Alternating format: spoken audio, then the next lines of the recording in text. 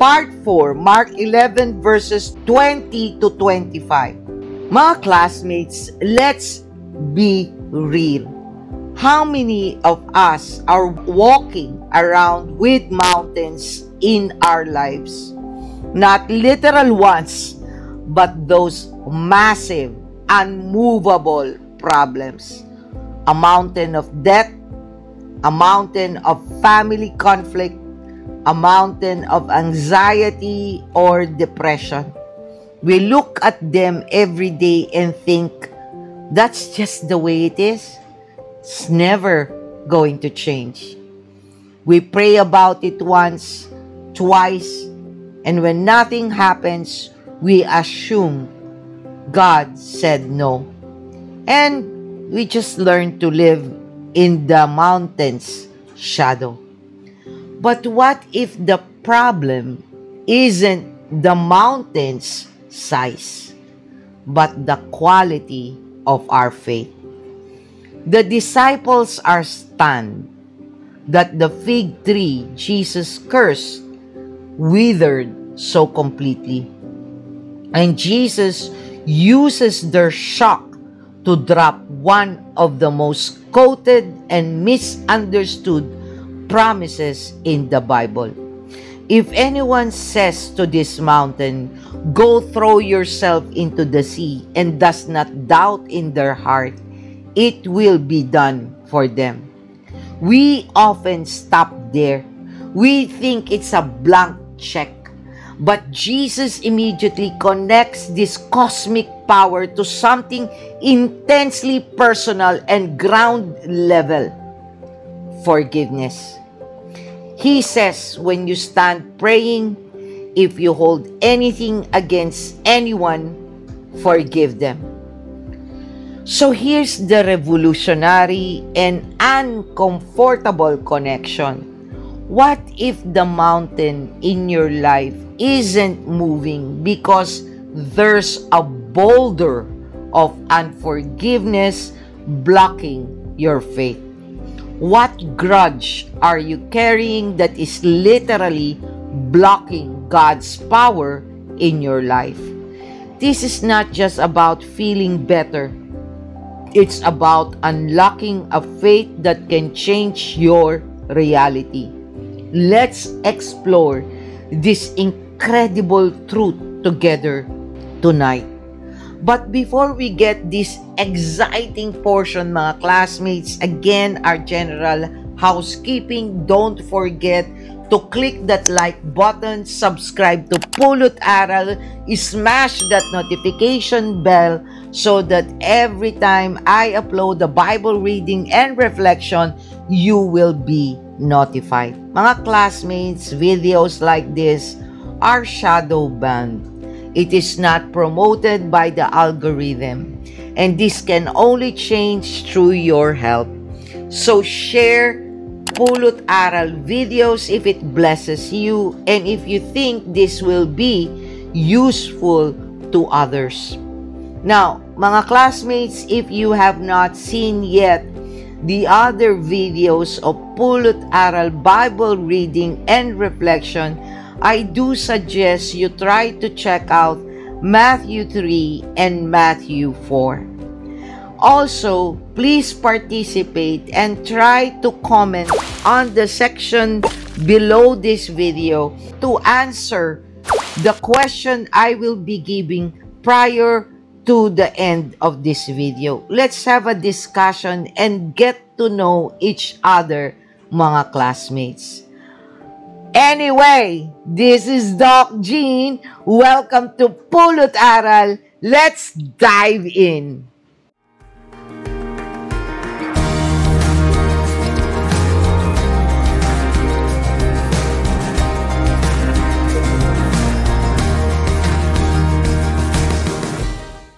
Before we start with our exciting discussion about Mark 11, let's pray and have the Holy Spirit bless us with concentration, discernment, and desire to finish reading Mark 11 all the way. Heavenly Father, you are our strength and our protector and our truth. Keep us from destruction and deception, and reminds us always to wear your full armor against your enemies' schemes. Help me and my classmates to hear what you want us to hear, see what you want us to see, and live what you want us to live. Lord, let your presence touch every heart watching this video. Remove pride, bias, and division so only your truth remains. Use this channel and our lives to draw more people to your word and to the joy of knowing you personally. Strengthen our faith, deepen our obedience, and make our lives shine with your love so others may see you in us. Let them be moved, Father God, to help this channel grow so we can spread and build a Bible reading community who speaks your words. Increase our desire, discern well, obediently do, and delight more to live a life according to your will. This we ask through Christ our Lord. Amen. Mga classmates, before we start the general context overview and discussion, let's first read the Bible passages of Mark 11 verses 20 to 25, and I will be reading from the ESV version. The lesson from the withered fig tree. As they passed by in the morning, they saw the fig tree withered away to its roots. And Peter remembered and said to him, Rabbi, look, the fig tree that you cursed has withered.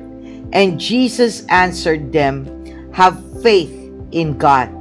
Truly I say to you, whoever says to this mountain, be taken up and thrown into the sea, and does not doubt in his heart, but believes that what he says will come to pass, it will be done for him. Therefore, I tell you, whatever you ask in prayer, believe that you have received it, and it will be yours. And whenever you stand praying, forgive if you have anything against anyone, so that your Father also who is in heaven may forgive you your trespasses. Mga classmates, let's do the general overview and context of these verses.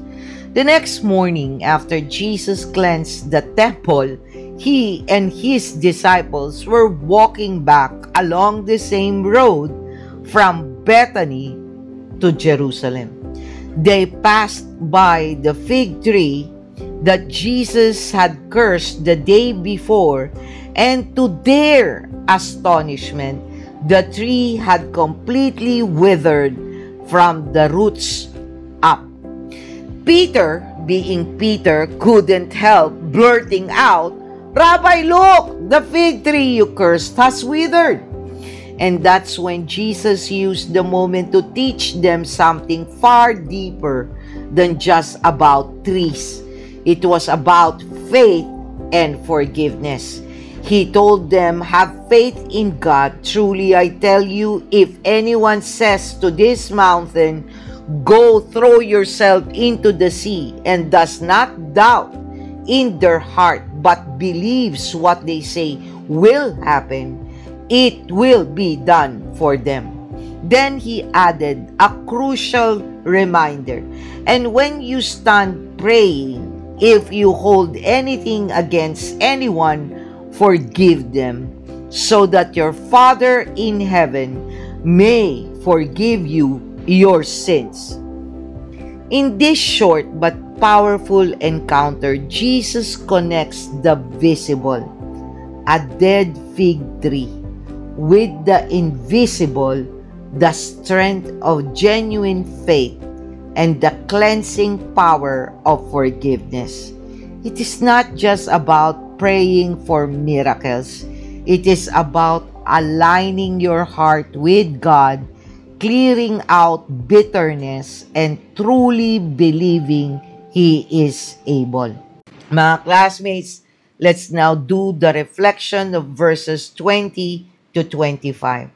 But before I discuss the lessons for this passage, have you ever wondered what's a fig tree or how its fruit tastes like?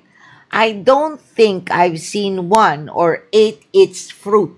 So to understand better, let's do a little info about this plant. There's something magical about eating a fresh fig. According to Eating Well website, it comes off as a demure, but one bite reveals how shockingly colorful and flavorful it is inside. That figs also connect you to the history of humanity. After all, how many other foods can say they've been written about in the Bible, eaten by Greek Olympians and talked about in ancient mythology? Yes, there's something magical about figs. But don't let that intimidate you. There's a reason why people have been eating figs since the Neolithic period. They're easy, delicious, and nourishing. Figs are believed to have originated in Western Asia. They arrive in the Mediterranean region and consequently the rest of the world through human migration. Archaeological evidence traces figs back to at least 5000 BC. Some scholars believe that figs were one of the first plants to be domesticated by humans. Throughout history, figs have also been used as a symbol of peace, prosperity, and fertility.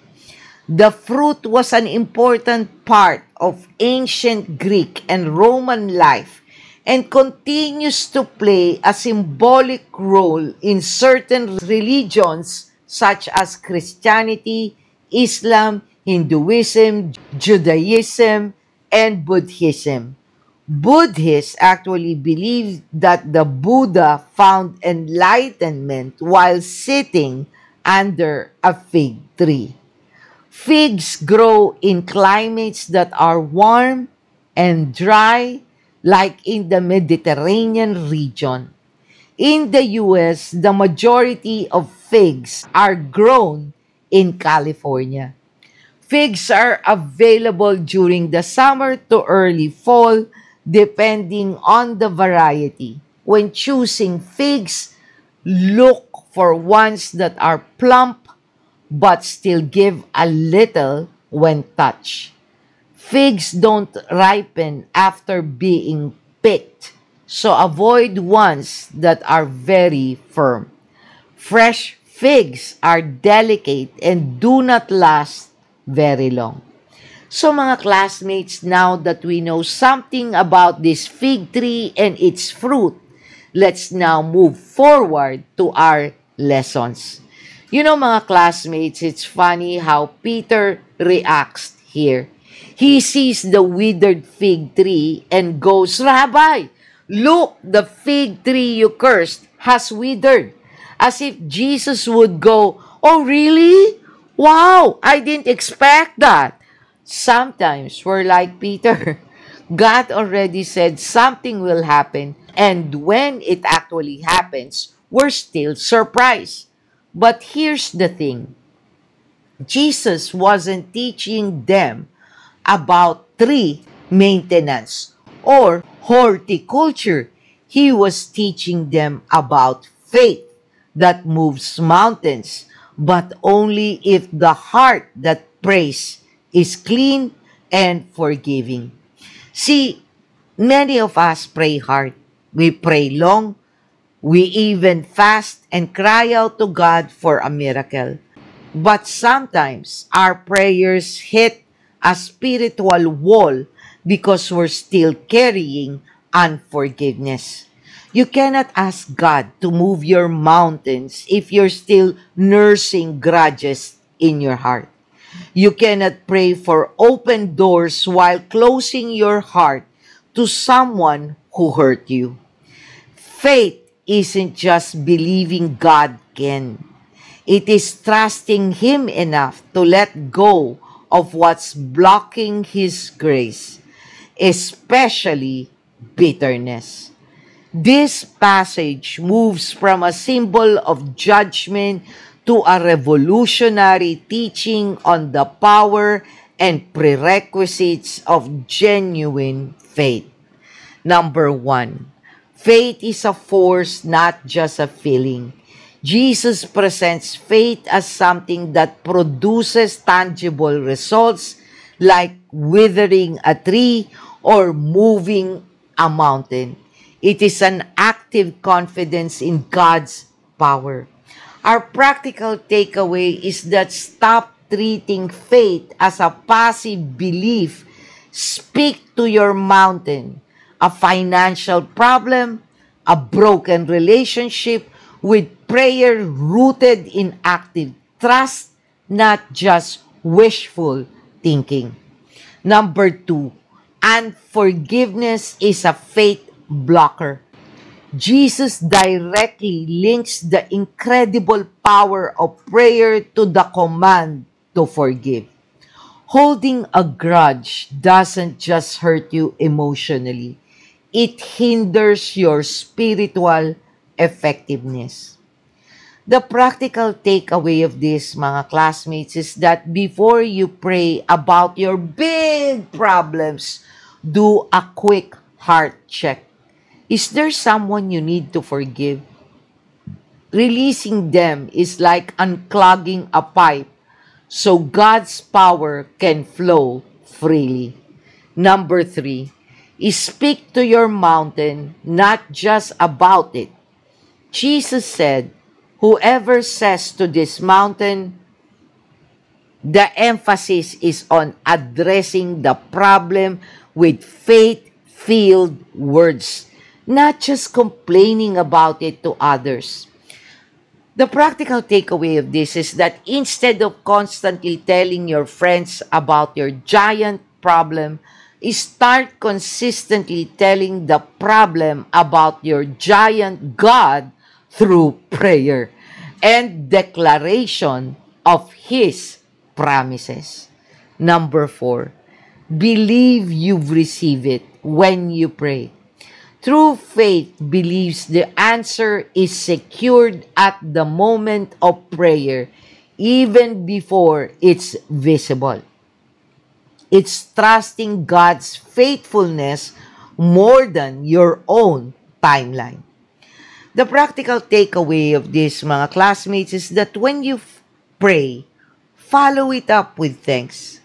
Thank God that He has heard you and is already at work, even if you cannot see the solution yet.